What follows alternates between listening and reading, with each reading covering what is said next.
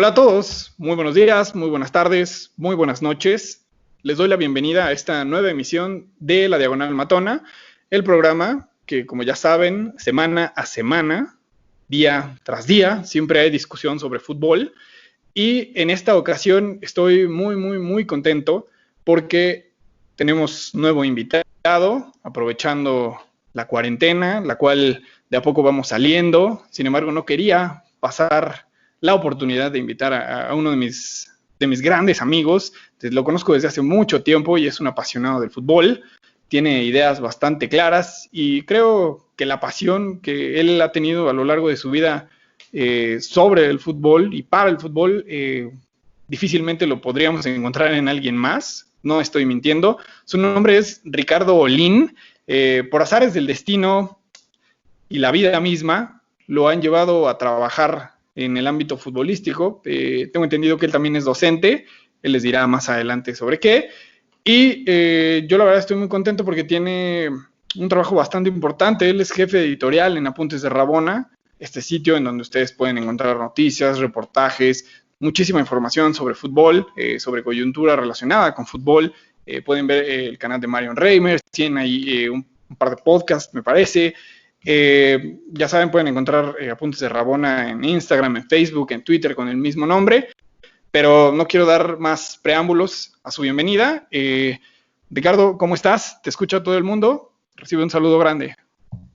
Hola Gus, bueno, primero que nada, qué gusto y qué honor, primero coincidir contigo después de tantos años, como bien mencionas, por supuesto estar aquí y pues obviamente también compartir este espacio con la gente que te sigue, todo un gusto.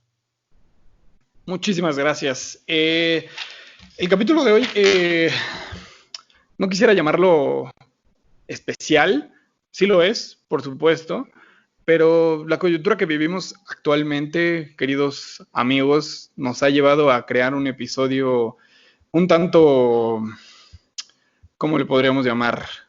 Digamos, un tanto sentimental, tal vez. Es decir, llevará un toque un poco humanista, por supuesto, de derechos humanos, de justicia social y sobre todo de derechos humanos, amigos. ¿Por qué? Porque como bien saben, en días anteriores en Estados Unidos hubo un suceso bastante lamentable en donde una persona de nombre George Floyd pierde la vida a causa de pues un abuso policíaco. Básicamente este abuso terminó con su vida.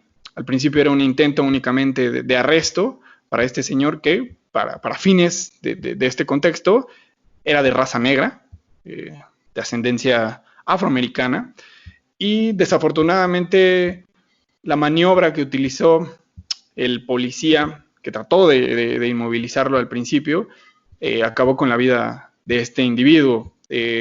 Como saben, este tipo de situaciones a nivel mundial tienen una repercusión importante y claro, el mundo del fútbol no se puede mostrar exento de los comentarios y de las reacciones que tiene un acontecimiento como este. Sabemos que el fútbol, una de sus más grandes virtudes es justamente la universalidad, la diversidad de culturas que convergen en una cancha y claramente, más allá de las muestras de apoyo que han mostrado los equipos, como el Borussia, como el Liverpool, el mismo Bayern, más allá de ello, me gustaría platicar contigo, Ricardo, sobre, en principio, sobre las razones, no por las cuales se da el racismo, por supuesto, sino me gustaría que tú me platicaras cómo percibes el entorno futbolístico en pleno 2020 y en el cual justamente hemos tenido muestras de odio, de racismo y de extremismo en una cancha de fútbol.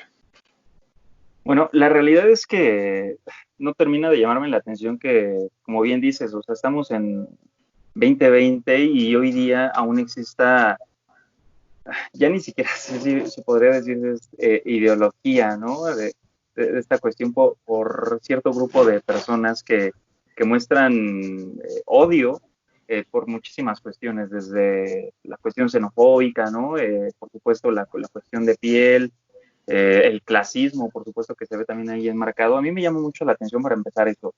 No logro aceptar tal vez del todo que a pesar de tantas cuestiones en avances sí tecnológicos, cuestiones de cosmovisión, la filosofía que cada uno, por supuesto, cada uno de nosotros puede adentrarse y adaptar a su vida, siga existiendo esta estupidez humana, ¿no? La verdad es que la percibo triste, la percibo compleja y la percibo decepcionante. Digo, ya por supuesto dijiste que no se trata solamente de enmarcar, ¿no? Como situaciones particulares, pero ejemplos sobran y bastantes. Si podemos decir, si quieres, de 5 años para acá, ¿no? Para no irnos tan atrás, por supuesto que las hay. La realidad es que sí termina por llamarme la atención porque además pienso, considero, y estoy muy seguro que las instituciones competentes, ¿no? De los altos mandos, tanto de cada una de las instituciones, de los equipos, como por supuesto las que rigen el fútbol por continente y a nivel mundial, no han hecho las cosas adecuadas para terminar o tratar al menos de impedir que existan este tipo de situaciones. De acuerdo. Como bien señalas, los organismos que toman decisiones fuera de la cancha, como en este caso FIFA, UEFA, CONMEBOL y demás, se rigen básicamente sobre el estatuto, ¿no? En contra del racismo y de esta política de cero tolerancia, en contra de todo tipo de muestras de racismo, de odio, inclusive de discriminación. Y no nos podemos ir muy lejos, como dices. En este caso no quisiera yo enumerar ni enlistar estos actos vergonzosos, realmente que únicamente le ponen una mancha al fútbol y lo hacen quedar bastante mal. Sin embargo, no podemos irnos lejos y en México apenas el año pasado, en el torneo pasado más bien, vetaron al Atlas un partido por gritos homofóbicos, ¿no? En contra del guardameta. Ya sabemos este famoso grito que no quisiera repetir la expresión, sin embargo ya todos lo conocemos, es parte del imaginario, sobre todo de los mexicanos, y que a pesar de que ha habido campañas, esfuerzos por parte de la Federación Mexicana de Fútbol para erradicar este famoso grito chistosín para muchos, que realmente para mí se me hace una verdadera estupidez, pero ya se les ha advertido, se le ha advertido a la afición que puede haber un veto, inclusive han tenido también ya llamadas de atención, las cuales podrían tener consecuencias a nivel deportivo, porque a nivel económico ya las han tenido. De hecho, han pagado muchísimo dinero en multas por esta misma razón. Sin embargo, las consecuencias a nivel deportivo se pueden ver más adelante. Y claro, también hemos visto que aquí en México se han parado partidos y se han reanudado, pero desde mi muy particular punto de vista, me parece que de ese tipo de acciones coercitivas, ¿no? Han sido insuficientes. Y creo que podríamos inventar un estatuto con 1.300.000 lineamientos o reglas, ¿no? Las cuales podrían tener consecuencias importantes para los equipos, para los mismos jugadores que cometan este tipo de actos, o inclusive para la afición, ¿no? Los cuales ya hemos visto, vetan a la gente y demás, las cuales podrían tener en algún punto, no sé hasta qué punto, sin embargo, sí pueden tener tal vez consecuencias legales para los Claro. agresores. Sin embargo, más allá de eso, y salvo tu mejor opinión, no se trata de tener regla tras regla, ¿no? Ni lineamientos, ni que sean mucho más estrictos. Me parece que la conducta del ser humano debe estar dictada en función a la educación que tenemos. Y me parece que si no existe educación en nuestros hogares, ¿no? Que esté basada en el respeto al prójimo, básicamente es un principio muy básico, pero difícilmente muchas personas lo comprenden. Pero si no hay un pleno respeto a la libertad, en este caso de ser ellos mismos, ¿no? El respeto a los derechos humanos, la misma universalidad de este concepto, me parece que no lo vamos a comprender nunca y este tipo de actitudes o de actos se van a seguir replicando por los siglos de los siglos, ¿no? Sí, eso a mí me llama la atención justo porque yo considero además que es un constructo social que se viene arrastrando desde hace muchos años y desafortunadamente se ha terminado por normalizar. Y como se normaliza, evidentemente a lo mejor tienes tus valores desde casa y tienes esta educación y esta inventiva que por supuesto han propiciado tus familiares o quien sea con quien hayas convivido durante tu infancia, pero como estás en este constructo, pues terminas por aceptarlo. ¿Y en qué sentido terminas por aceptarlo? Que cuando ves un acto de este tipo fuera de la cancha, si lo quieres, no solamente vamos a quedarnos con la parte futbolística, pues mucha gente termina por no hacer nada. Y entonces ahí viene lo complicado, porque es esto que te digo, se cotidianizan este tipo de aberraciones y la gente piensa que termina por ser folclore, de una sociedad, ¿no? Y no hablemos solamente de la sociedad mexicana, hablemos por supuesto de lo que ahorita lo dijiste, con eso arrancaste en Estados Unidos, ocurre también en la parte de Centroamérica muchísimo, ocurre en un montón de lugares, en Rusia ocurría mismo también, por eso se le criticó tanto a la FIFA, de cómo llevaban un mundial a un lugar donde no se le respeta los derechos a los homosexuales, o ahorita lo vamos a ver también lo vamos a ver en próximos años, mejor dicho, en Qatar, ¿no? Donde existe justo esta cuestión del cómo se tiene enmarcada la figura de la mujer. Y aquí quiero aprovechar rapidísimo para darte unos ejemplos, no voy a ahondar demasiado, pero justo para que veamos desde hace cuánto tiempo estamos hablando de esta cuestión del racismo y que han pasado años y se sigue hablando, ¿no? Yo, por ejemplo, aquí tengo el ejemplo de Arthur Wharton. Arthur Wharton fue el primer negro en contar con un contrato profesional en el fútbol, ¿no? Él nació en 1865. O sea, imagínate desde qué años estamos hablando. Y justo él recibe ataques, por supuesto, por el color de piel, donde no se le quería ni siquiera considerar como alguien que pudiera jugar este fútbol de caballeros que tanto hablan los ingleses, ¿no? Y hoy día todavía lo siguen haciendo, no solamente en un inicio. Él proviene justamente de una colonia británica, por eso es que conoció el fútbol, de otra manera no lo hubiera conocido al ser negro, ¿no? Porque él nació en Ghana. En ese momento se conocía como Costa de Oro, hoy día se conoce como Ghana. Estoy hablando desde años, o sea, ya tiene un buen ratote lo que te estoy hablando, ¿no? Claro. Y el otro ejemplo, para concluir rápido con estos ejemplos que te decía que iban a ser como muy rápidos, tiene que ver con Arthur Friedrich, el brasileño, ¿no? De hecho, su historia es muy famosa porque se le conoce como el jugador del polvo de arroz. Él, para poder jugar con sus compañeros y con los contrincantes, tenía que pintarse la cara de polvo. Era prácticamente un polvo blanco, ¿no? Entonces, en un partido, por azares del destino, comenzó a llover, ¿no? Así como tipo una película hollywoodense ahí. Nadie se daba cuenta que de su color, de su tez, pero comienza a llover y de repente se empieza a despintar, ¿no? Y entonces lo comienzan justamente a atacar y ahí es cuando empieza, de hecho, este grito de macaco, ¿no? De mono o de chango.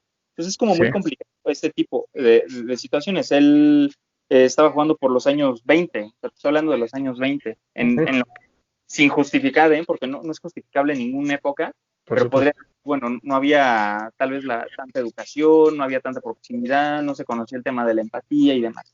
Estamos en 2020 y la gente sigue gritando ese tipo de cosas, sigue actuando, violentando además la libertad que otros tienen. Y a mí se me hace sumamente estúpido porque queda claro que grandes deportistas, ¿no? Digo, a mí no me encanta decir por el color ni nada, pero porque al final todos somos seres humanos. O eres bueno o eres malo en algo que haces y ya. No importa si eres mujer, no importa si eres hombre o lo demás, ¿no? Pero queda claro que hay grandes deportistas negros, hay grandes deportistas de color que han hecho grande además este deporte. O sea, ¿qué sería el fútbol sin Pelé, por ejemplo, ¿no? ¿Qué sería el fútbol sin Ronaldinho? ¿Qué sería el fútbol sin Ronaldo? Y te estoy dando ejemplos ahorita como muy populares, pero aquí está Arthur, ¿no? Que era los dos que te decía, además, uno brasileño y el otro de Ghana. O sea, el fútbol y otros deportes yo no los concibo sin todo este aporte que ellos hicieron, por supuesto, a partir desde sus trincheras, ¿no? Totalmente, y creo que anterior a los ejemplos que relatas con un detalle impresionante, me parece que comentaste un concepto que llama muchísimo la atención y que me parece que es la causa, ¿no? De que hoy día se sigan viendo este tipo de actos deplorables, y es la normalización de una conducta. Y esto lo podemos llevar no solo al ámbito futbolístico, de hecho, también aprovechando o más bien una serie de sucesos que se dieron en México y en el mundo, de marchas feministas y demás, ellas luchaban justamente para que la normalización de una violencia estructural hacia el sexo femenino desapareciera, y actitudes que antes eran normalizadas y las cuales hasta se aplaudían, ¿no? En muchos sectores, no solamente en el futbolístico, como actitudes de acoso, de violencia sexual hacia el sexo femenino, insisto, las cuales antes, por donde lo viéramos, hacían chistes, se aplaudían, se enaltecían. Hoy día se tienen que erradicar, y me parece que esa deconstrucción social es tarea de todos. El primer paso para erradicar una conducta es aceptarla, y creo que en ese sentido el fútbol lo ha hecho bien. Ya Infantino de la FIFA ya acepta, y me parece que todos aceptamos la presencia del racismo en el fútbol, insisto, no solamente es para la gente o en contra de la gente de raza afroamericana, también hemos visto actos de odio, por ejemplo, ahora que mencionabas en Reino Unido, en Escocia, ¿no? Gente del Celtic y de los Rangers tienen un pleito ahí casado desde hace muchísimo tiempo, lo cual religioso. Exacto, unos son protestantes, en este caso los Rangers, y el Celtic se hacen llamar evidentemente 100% católicos. Es un pleito que llevan desde hace muchísimo tiempo, a finales de 1800, como bien señalabas en el ejemplo que dabas. Creo que la deconstrucción social es tarea de todos, y debe de tener una base de derechos humanos, básicamente, y de respeto. No nos queda a nosotros otra cosa más que incentivar, apoyar siempre las muestras de respeto y las muestras sobre todo de solidaridad de todos los atletas, en este caso del fútbol, porque afortunadamente son muchas, y han alzado la voz, evidentemente, muchos futbolistas que han aprovechado su posición, y me refiero a su situación racial, como Paul Pogba, como Rashford del Manchester, Lukaku, que también ha sido víctima de estos... Balotelli. Exactamente, Balotelli, ya lo sabemos, sí, me parece que hasta pateó un balón, ¿no? En un partido, lo pateó un balón hacia, sí, exacto, hacia la tribuna. Sterling, por ejemplo, me viene a la memoria en un partido contra Montenegro, el cual él se fue por otro lado, y él también, la solución dijo que para él no era dejar el campo, sino era seguir jugando y acabar con el equipo deportivamente hablando, lo cual generaba un mayor odio y demás, ¿no? Puede tener sus razones y son respetables, sin embargo, nada justifica la presencia de racismo y de cánticos tal vez homofóbicos en una cancha de fútbol, porque justamente el fútbol debería de unirnos, y me parece que el mensaje, vamos partiendo de un mensaje positivo, que es aceptar que existe, pero ahora sigamos con la erradicación de esto. Recordemos un problema bastante importante con los hooligans, tú lo sabrás bastante bien, tú que eres un fiel seguidor del fútbol europeo, antes era una bronca durísima en todo Reino Unido por la presencia de estos vándalos, y justamente llegó Margaret Thatcher estableciendo políticas públicas, las cuales, ¿no?, llevaban a prisión a estos pseudo aficionados, si se me permite la expresión, y hoy día me parece que el entorno futbolístico inglés, sobre todo, ha bajado muchísimo los decibeles en materia de violencia. Sí, mira, yo quiero ahí rescatar un ejemplo, y yo ahí cerraría, al menos mi participación, es más allá de lo que por supuesto puedas decir. Yo creo, no creo, estoy seguro que el mejor ejemplo, o al menos el que yo tengo más presente, el más fresco también, que habla de cómo encarar esta lucha y este tipo de guetos que la misma afición y los medios también, por supuesto, que enmarcan y nos obsequian desafortunadamente, claro, es la Francia del 98. La Francia del 98 es un equipo multicultural en cualquier aspecto, o sea, tienen sangres de todos lados, en el buen sentido de la palabra.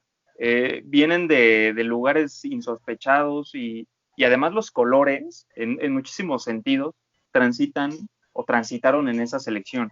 Zidane de padres argelinos, Claro. por ahí Thuram de Guadalupe, también su familia, ¿no? Por Ujú. ejemplo.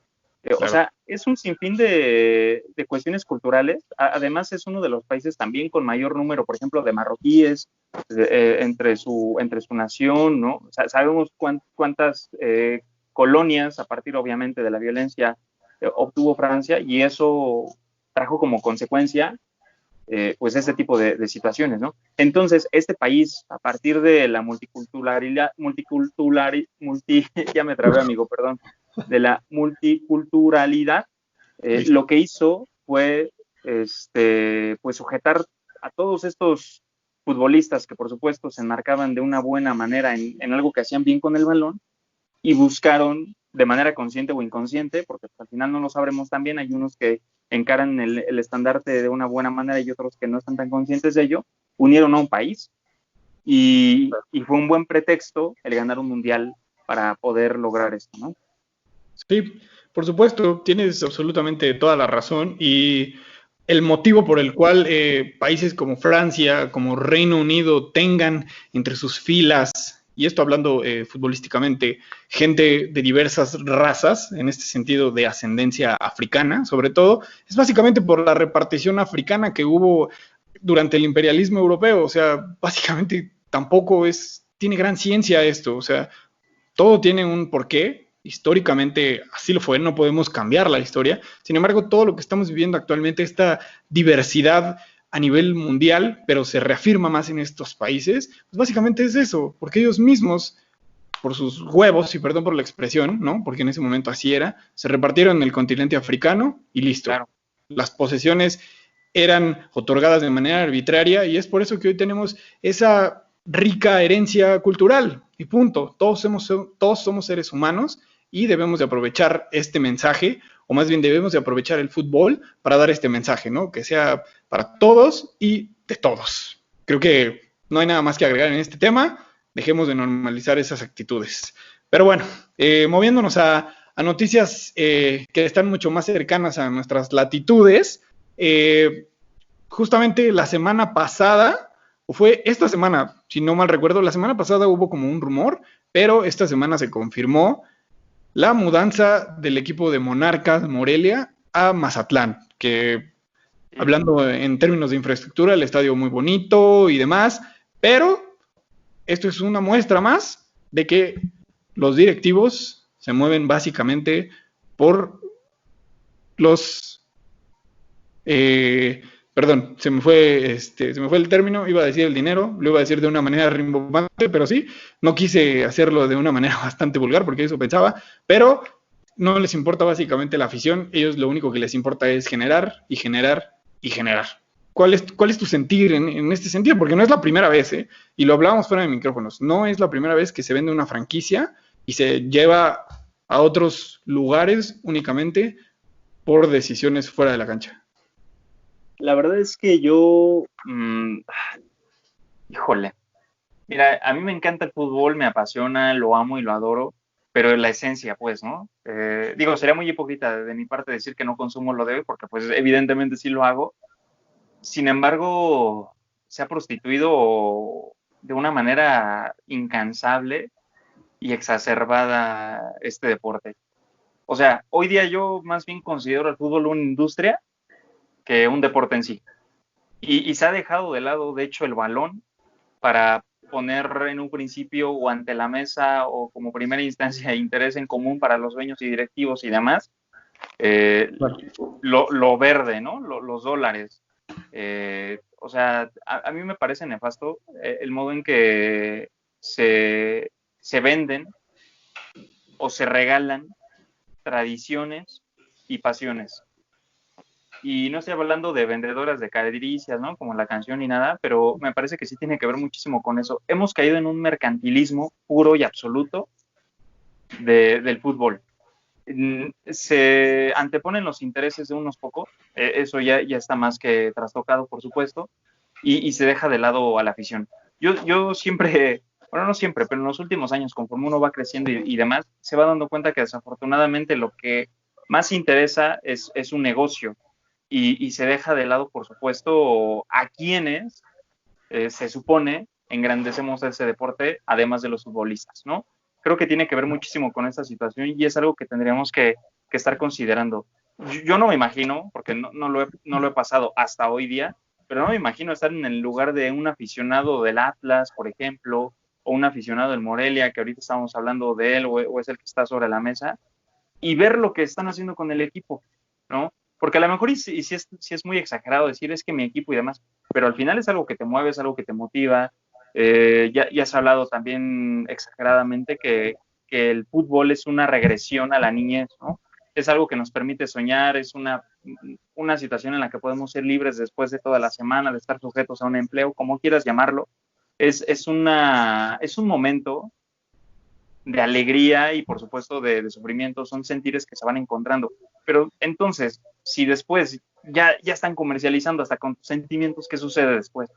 La verdad es que yo lo veo demasiado triste, pero también vamos a ser honestos. O sea, va a llegar este equipo a Mazatlán y van a intentar crear o generar una tradición de la nada, porque ya es un producto. Hay que ver qué es lo que sucede también. Y después, ¿qué sucede o qué va a pasar con Morelia? Porque al final es un juego, parece de Monopoly, en el que las fichas son intercambiables o las tarjetas son intercambiables. Hay un grupo de personitas ahí sentadas y apuestan, ¿no? Y los demás nosotros, mortales tal cual, solamente somos espectadores de esta, pues esta trama tan lamentable, ¿no? Yo diría que es toda una tragedia, o sea, es una tragedia griega, de verdad. Y desafortunadamente, las decisiones que toman estas personas, todas giran alrededor del dinero, por supuesto. Como ya lo señalas, es una industria bastante poderosa. Creo que las decisiones siempre repercuten en nosotros, los aficionados. Somos el consumidor más importante de su negocio, pero somos los que menos importamos. Total, como básicamente como el capitalismo recalcitrante lo es, ¿no? Las decisiones se toman desde arriba y siempre los que estamos en vulnerabilidad somos los que la llevamos, o más bien los que tenemos las consecuencias en nuestras espaldas. Y es muy doloroso porque, tomando el ejemplo que dices del Monopoly, al rato otro empresario, por poner un ejemplo, de, no sé, alguna otra plaza que no tenga primera división, va a adquirir una franquicia y se la va a llevar. Y también va a llevar fútbol y va a crear toda una maquinaria de marketing y demás, de comunicación social inclusive, para crear tradiciones y generar pasión en la gente y sobre todo un sentido de pertenencia que sobre todo en el fútbol mexicano es muy importante. Yo comparto contigo la idea de que el fútbol genera muchísima pasión y muchos sentimientos, todo a causa de que es una válvula de escape. Todos tenemos problemas, por supuesto, y prendemos la tele para ver un poco de distracción. Y si gana nuestro equipo, sentirnos los reyes. Si pierde, no sabremos, por supuesto, dónde meter la cabeza. Sin embargo, ahí el problema también versa en que muchas veces, y se ha insistido en este programa en ello, es que muchas veces la gente no procesa lo que ve en la tele y lo que está en su cerebro. Ahí es cuando llegamos a confundir, ¿no? Cuando tenemos actitudes violentas, cuando nos desquitamos, cuando la pasión nos rebasa, cuando la pasión rebasa las neuronas, la materia gris, es cuando se toman decisiones estúpidas y que repercuten ya en nuestras vidas diarias. Podemos retomar el tema de racismo, violencia en contra de la afición rival, violencia intrafamiliar, incluso, ¿no? ¿Cuántas veces hemos visto que gente que se desquita con su propia familia cuando pierde a su equipo? Pero ese es un tema muy aparte, esa es parte de la idiosincrasia, no me atrevería a decir únicamente mexicana, sino es parte de la idiosincrasia, creo yo, que latinoamericana incluso. Pero sí, tienes toda la razón, lo que hacen ellos con el negocio, o con este negocio, con su negocio, es bastante triste y a nosotros únicamente nos toca poner atención, gritar los goles y tal vez llorar las derrotas de nuestros equipos. No quisiera ponerme en los zapatos de la gente de Morelia, que tampoco es un equipo que se haya fundado hace 2 años, no es un equipo nuevo, es un equipo que tiene tradición, es un equipo importante, si no es de los más ganadores. Sí tuvo un protagonismo ahí en la época de los 2000, también ya lo decíamos en el programa anterior, pero bueno, hicieron con la afición lo que quisieron, a pesar de que hubo protestas, perdón, no les importó, me parece que era una decisión ya tomada, únicamente estaba a la espera de hacerse oficial. Y una de las grandes consecuencias que está teniendo esta mudanza hacia Mazatlán es el daño colateral que está teniendo, por ejemplo, en las categorías menores y también en el equipo femenil, que están en un limbo legal. Al parecer la semana pasada nadie les había dicho nada si iba a haber un equipo en una rama más bien femenil en Mazatlán o qué iban a hacer.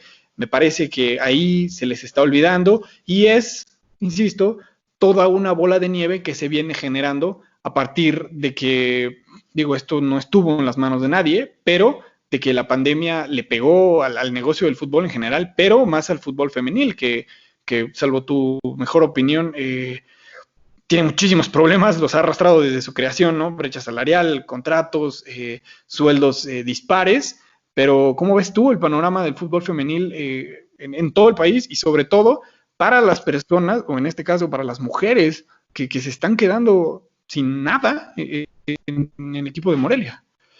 Y a ver, acá dos cosas, bueno, no dos cosas, un montón. Mencionabas lo de Morelia, sí, se funda en el 24, 1924, o sea, no estamos hablando de cualquier cosa, ¿no? 1924, de ahí, sí, no, realmente, al menos para mí, como que tampoco tuvo gran impacto hasta cierto punto, ¿no? Que por ahí jugó Carlos Miló, que eso sí hay que dejarlo claro, ¿no? En el momento en que iba como surgiendo ya con fuerza, en el 2000 yo me acuerdo de Alex Fernández, Alex, Carlos del Pavón, ¿no? delantero, sí. Darío Franco, Comiso. Que lo elegí en el Winning Eleven, lo metí en mi Winning Eleven de Liga MX, ¿no? Ahí todo truqueado. Todos hackeados, sí. Sí, todo hackeado con los uniformes, todos. Me acuerdo de esos jugadores, ¿no? Estaba Comiso, estaba Darío Franco y demás. Para mí Morelia comenzó a tomar un protagonismo importante porque además jugaba bonito. O sea, tenía un buen trato al balón, eran vertiginosos, de repente eran compactos, escalaban, ¿no? Su mejor propuesta filosófica para jugar fútbol era atacar. O sea, tú disfrutabas, porque aparte coincidió con este Toluca también importantísimo, ¿no? Entonces, me parece que de ahí muchos le tomamos cariño, digo yo le voy al Cruz Azul, pero le tomamos cariño al Morelia y era decir, quiero ver cómo juega el Morelia, porque me gusta cómo juega el Morelia, no importa contra quién vaya, sé que va a ser un partidazo, ¿no? Claro. Por ahí, después, por ciertas decisiones, pues sí, tomó, por supuesto, menos protagonismo y demás. Sin embargo, últimamente estaba volviendo, ¿no? A resurgir. Por ahí ganó la Copa MX, ¿no? Me parece que fue en el 2013. Si no me equivoco, ganó la Copa MX. Ahora, tomando en cuenta este panorama de qué vaya a pasar con ellos, bueno, toda la vida, la verdad, con este cambio de franquicias, con son chaqueteros, ¿no? Como los políticos. Dependiendo cómo amanezcan, van a tomar ciertos colores y así es lo que han hecho. Es lo que yo veo. No sé qué vaya a pasar con los jugadores, no lo han dicho, pero lo más probable es que muchos jugadores del Morelia lleguen a este nuevo equipo en esta nueva ciudad, ¿no? Pasó cuando Jaguares desapareció, ¿no? En el 2013 muchos jugadores del Querétaro llegaron y por ahí pusieron una franquita naranja, ¿no? Para recordar a Jaguares y porque además era el color favorito del nuevo dueño. Pasó con el Tampico Madero cuando desaparece en el 93-94. Jugadores del Tampico Madero, que ya no era el Tampico Madero, llegaron al Querétaro FC, que era el nuevo equipo que compró esa plaza, y llegaron. De hecho, la Volpe fue técnico de ese equipo, ¿no? Tampico Madero, y después cambió al Querétaro.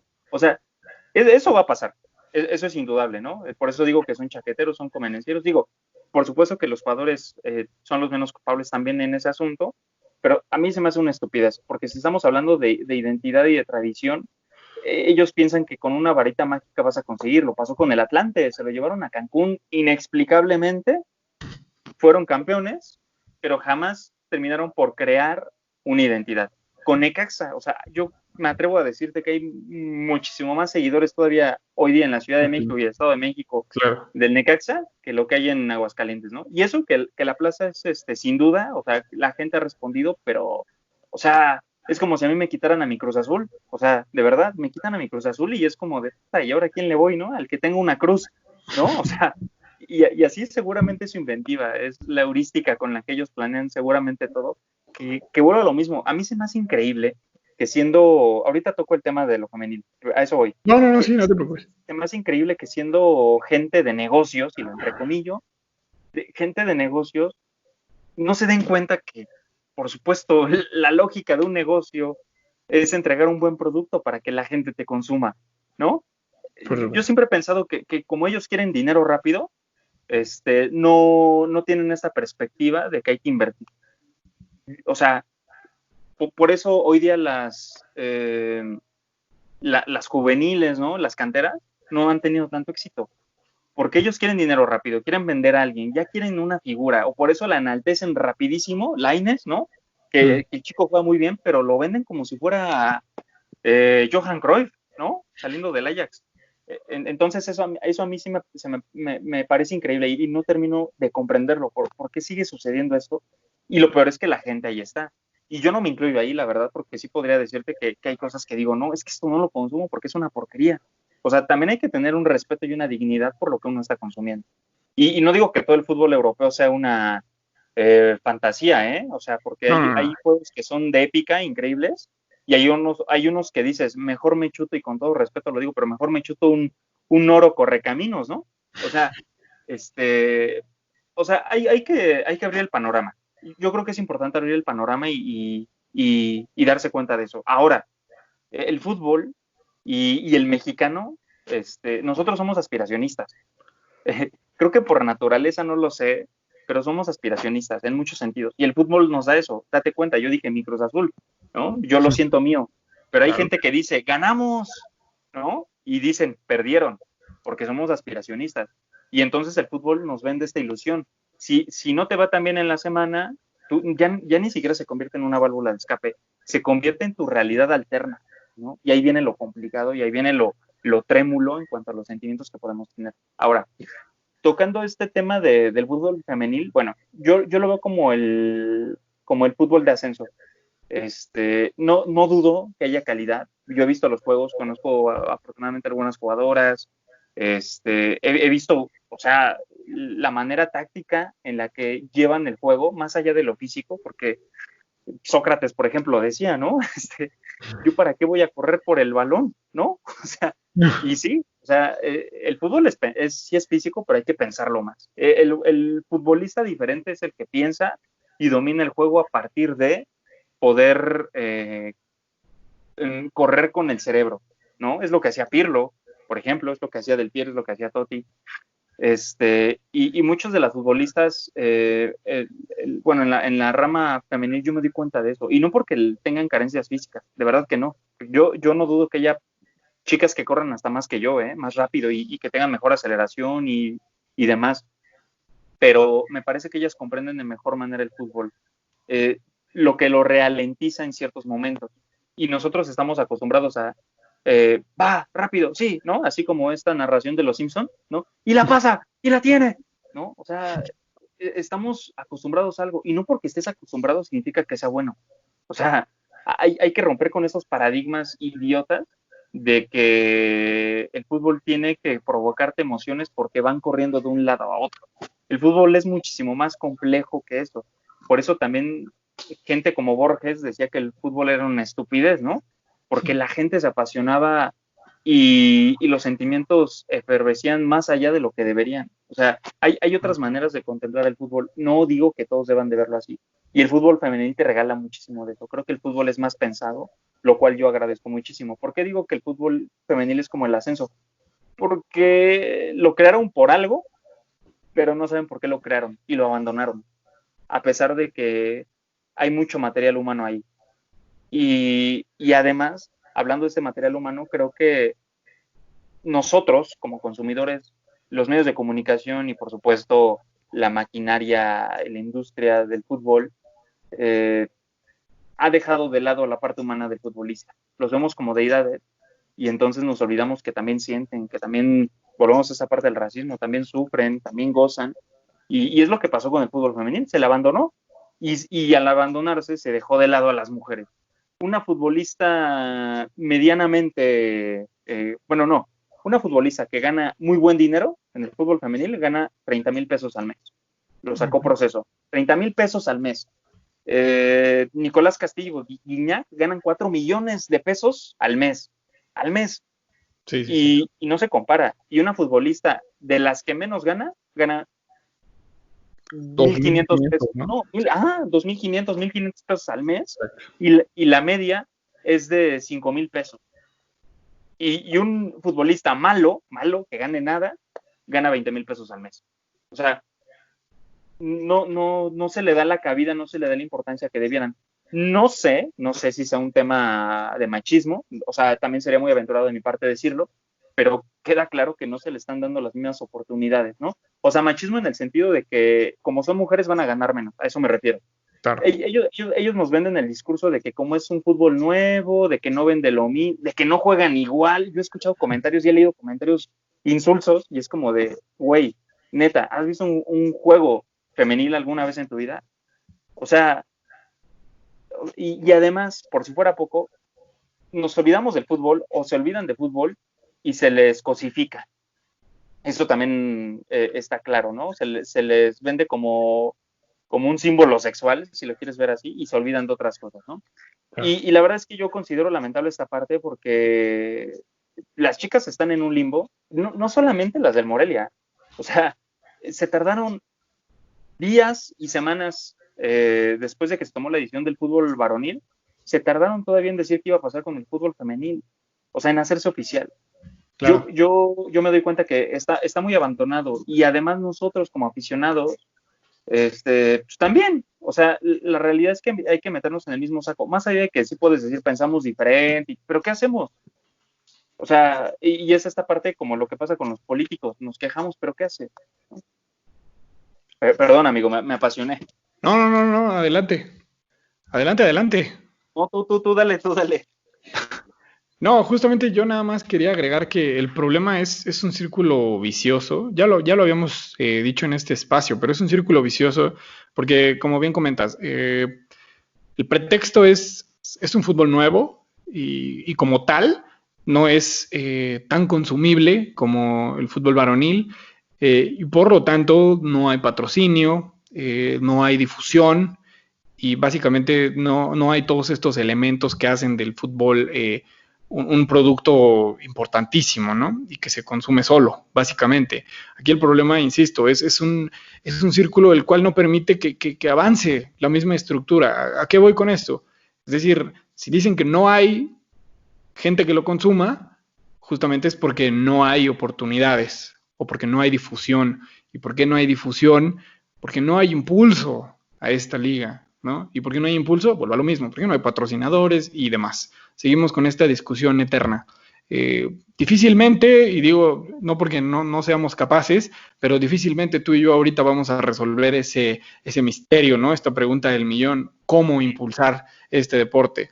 Pero básicamente lo único que se les pide a los directivos es seguir el ejemplo. Difícilmente lo van a hacer y difícilmente lo van a lograr, lo digo de manera bastante lamentable, pero ellos podrían tomar el ejemplo de la liga francesa, de la liga alemana, de la liga estadounidense. Sé que estamos a años luz de esas ligas en cuanto a rama femenil y varonil, por supuesto, pero creo que deberían de tomar las mejores prácticas que llevan a cabo los dirigentes de aquellas ligas y traerlos aquí a México, exportarlos, crear una cultura, en primera una cultura del deporte que no discrimine en materia del sexo, es decir, de nada.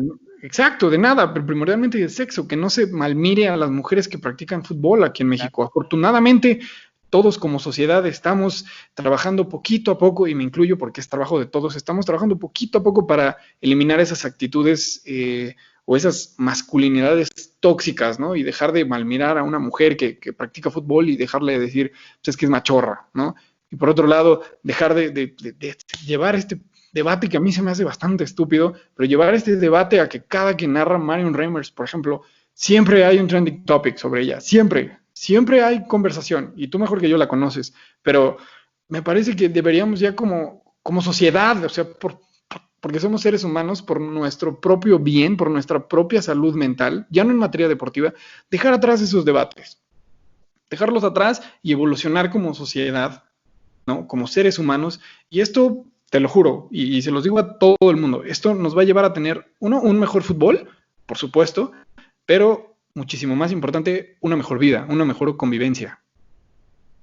Sí, la realidad es que, bueno, estoy completamente de acuerdo contigo. Son temas que, pues ya se ha dicho, ¿no? Y lo ha tocado un montón de veces Villoro, que el fútbol es el reflejo de la sociedad y demás.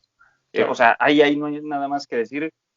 Y la verdad es que es triste porque el fútbol es una sociedad o un reflejo tal cual micro de todo lo macro que nosotros somos. Nosotros vamos en, no sé, vas en tu automóvil o vas transitando por la calle o vas en el transporte y te encuentras con un montón de cosas nefastas, nefastas. Digo, y no es que uno se espante, pero hay situaciones que por supuesto rebasan situaciones o ideas que deberíamos de estar aguantando. La realidad es que yo he platicado muchas ocasiones con amigas que juegan fútbol y están en otros ámbitos, además en profesionales y estas situaciones. Y hoy día que, por ejemplo, yo me encuentro investigando algunas cuestiones sobre el fútbol femenil y te das cuenta de la historia, que ahorita voy a tocar un tema rápido y ya, no me voy a meter mucho en eso. La neta, o sea, de verdad, yo te lo digo como se los he dicho, me da vergüenza eh, todo lo que ha hecho mi género. De verdad, lo digo triste porque yo jamás voy a comprender lo que está pasando una mujer, por ejemplo, en una situación de acoso, jamás, aunque tenga una amiga o tenga una pareja o alguien que conozca, por supuesto que jamás lo vas a experimentar porque tienes que estar en carne propia, ¿no? Y resulta lamentable. Por ahí la FIFA en algún momento prohibió a las mujeres en Inglaterra y en Brasil jugar fútbol porque eran mujeres, ¿no? Con este pretexto de que se les iba a caer el útero. O sea, imagínate qué estupidez la FIFA y la Federación Inglesa. Claro.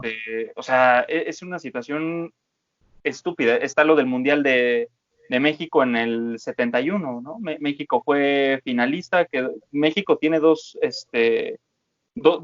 mundiales jugados en esa época. Uno fue en Italia y otro fue aquí en México.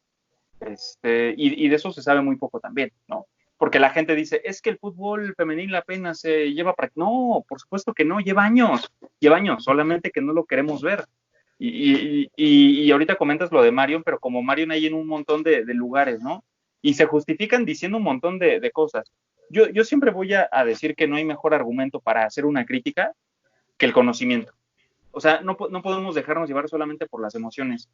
Hay que tener este raciocinio y combinarlo, que esa es la parte complicada. Pero pues, hoy día, como todos tienen internet, digo que qué bueno, ¿no? O como todos tienen acceso a un teléfono celular o a un smart, ¿no? La computadora y demás, es muy fácil escribir y es muy fácil escudarse en un montón de cosas. Eso lo considero lamentable, porque ni siquiera somos capaces de hacer un uso adecuado de las herramientas. Y todo esto trae como consecuencia que tengamos una sociedad así. Digo, yo amo México, me encanta mi país, tenemos un chingo de cosas muy buenas, o sea, de eso no lo dudo, y sé que hay un montón de gente muy buena, hay gente capaz y apasionada, pero está el otro lado. Y está esa parte también, ¿qué vas a hacer? Porque no podemos hacernos del ojo chiquito y decir que no pasa nada. Ahorita está el tema de lo del clasismo en México. En México hay clasismo, por supuesto, hay racismo, hay un montón de cosas. ¿Sabes cuál es la problemática principal? Y esto creo que generaliza todo. Somos intolerantes. Octavio Paz rescata un tema muy importante que es el tema de la otredad. Para que tú existas, ese es el tema de la otredad, ¿no? Para que tú existas, debes de reconocer el lugar del otro. Al reconocer el lugar del otro, esa persona te reconoce a ti, ¿no? Es un tema ahí filosófico medio denso, pero es prácticamente. Entonces, cuando tú sabes o reconoces y aceptas que el otro existe, tú te vas a ver reflejado en los ojos del otro. Por lo tanto, los dos existen. Y eso no existe hoy día. O sea, ignoramos a la gente, ¿no? Entonces, yo creo que es un tema complicado, por supuesto, es importante que lo trabajemos desde nuestras trincheras. Sí va a ser imposible que con esta plática que estamos teniendo ahorita, México cambie, mañana ya todos vamos a ser felices, ¿no? Y realmente no va a importar nada más que los abrazos, ¿no? Claro. Pero sí es muy lamentable porque no estamos preparados emocionalmente. La psique que traemos cargada tiene mucho tema de resentimiento desde la conquista, de verdad. O sea, el mexicano no se acepta y eso por supuesto que se ve evidenciado en muchísimos aspectos, desafortunadamente, y por supuesto el fútbol se ve permeado por esta situación. No podría estar más de acuerdo contigo en cuanto a la otra edad. Insisto en todo lo que acabas de decir, sin embargo, exacto, o sea, todo se reduce a eso que acabas de comentar. Mientras no reconozcamos la existencia del prójimo, difícilmente vamos a subsistir como sociedad y eso está totalmente claro. Yo espero que después de haber escuchado este episodio, amigos, hayan abierto sus horizontes y pues entiendan que el fútbol se trata, sí, de muchos goles, sí, de mucha pasión, pero también es un canal importante para llevar a cabo, o más bien tratar de llevar mensajes de humanismo, de igualdad, por supuesto, de decir no al racismo, no al sexismo, no al machismo, por supuesto. Llevar este mensaje a lugares en donde difícilmente va a llegar, porque si bien el Internet es un arma de doble filo, todos tenemos acceso a todo, pero también, y ya lo acabas de comentar, esto nos da la oportunidad de tener un micrófono, de tener un medio de expresión, el cual muchas veces está muy, muy, muy mal utilizado.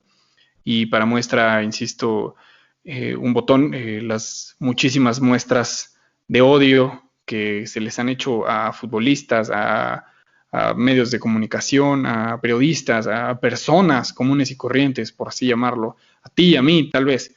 Entonces, creo que es un buen punto para comenzar a respetarnos como seres humanos y entender que el fútbol es parte importantísima de nuestras vidas, pero también se vale llevar el debate y llevar la conversación mucho más allá y entender que pues la plataforma únicamente está en nosotros crear el cambio.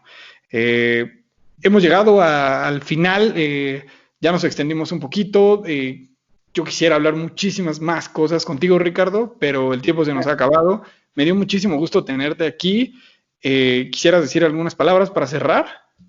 Bueno, pues un gusto. La realidad es que siempre aprecio cuando se pueden entablar pláticas así. Es un agasajo y qué mejor que además, bueno, seguramente la gente lo habrá notado, la pasión que cada uno tenemos y ojalá y ellos, si tienen otra idea, tienen otra temática por ahí, y por supuesto que es dispar, porque no tienen que estar de acuerdo con nosotros, sería interesantísimo también leerlos. Yo soy siempre abierto a ese tipo de situaciones, de discusiones, por supuesto en el afán de crecer y, como dices, expandir los horizontes, ¿no? Que las puertas se abran para poder contemplar el infinito, como decía William Blake. Entonces, no, pues un gustazo, ojalá volvamos a coincidir y pues nada, muchísimas gracias, Will. Por supuesto que sí, elevemos el debate, llevemos esta discusión más allá del programa. Ya saben, sigan el programa @diagonalmatona_, síganlo, escriban todas sus ideas, si están de acuerdo, si no, por supuesto, todo es bienvenido. Hay que crear una comunidad importante. A Ricardo lo pueden seguir en Twitter, @Ricardo_Olin. Están ahí sus ideas, sus pensamientos. También denle una checada a Apuntes de Rabona, en donde él está escribiendo actualmente y lo hace bastante bien. Les recomiendo algunas cosas que ha escrito por ahí. Yo soy Gustavo Ordaz. A mí me encuentran como @drum_tavo con V. Suscríbanse a Spotify, Apple Podcast, en YouTube también, por supuesto. Les doy las gracias por haber llegado hasta este momento. Que pasen un excelente fin de semana y la siguiente semana ya nos escuchamos con todo el previo a la reanudación de la Liga Española. Que pasen una excelente mañana, tarde, noche. Les mando un saludo. Chao.